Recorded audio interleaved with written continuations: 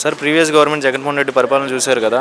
ఇప్పుడు కూటమి ప్రభుత్వం వచ్చింది. అప్పటికి ఇప్పుడు డిఫరెన్స్ ఏంటి? మీ ఒపీనియన్ ఏం చెప్తారు యాజ్ ఏ యూత్గా?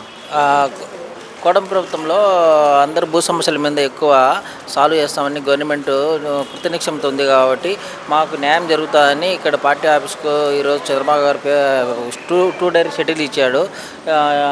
ప్రకారం పలానా రోజు పలానా ఎమ్మెల్యే పలానా మంత్రి ఉంటారని పార్టీ ఆఫీసులో ప్రజలకు అవగాహన కల్పిస్తూ అర్జీలు సమస్యలు తీరుస్తారని న్యాయం జరుగుతుందని అందరం ఇక్కడికి రావడం జరిగింది.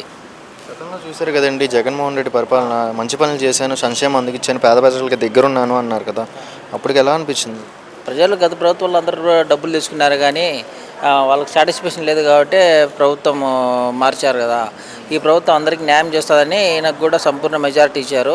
అదే గవర్నమెంట్ కూడా న్యాయంగా అందరికీ న్యాయం చేసి సంపూర్ణ మెజారిటీ ఇచ్చారు కాబట్టి వాళ్ళందరికీ న్యాయం చేసి పరిపాలన సౌలభ్యం బాగా జరగాలని చేయాలని మేము కోరుకుంటున్నామండి.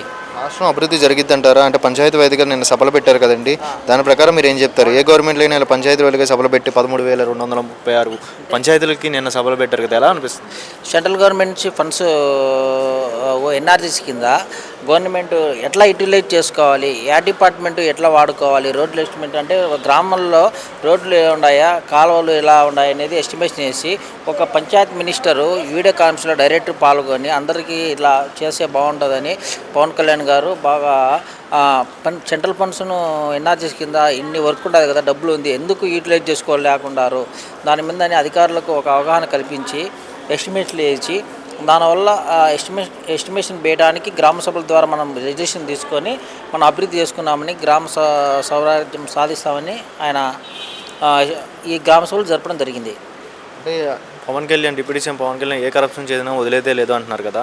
అలాంటి కరప్షన్స్ ఏమైనా జరగకుండా ఉంటాయంటారు? గతంలో జరిగిన కరప్షన్స్ అని చాలామంది ప్రజలు అంటున్నారు కదా.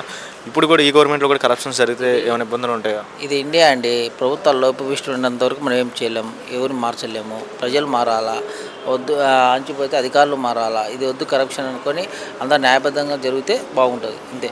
Thank you sir.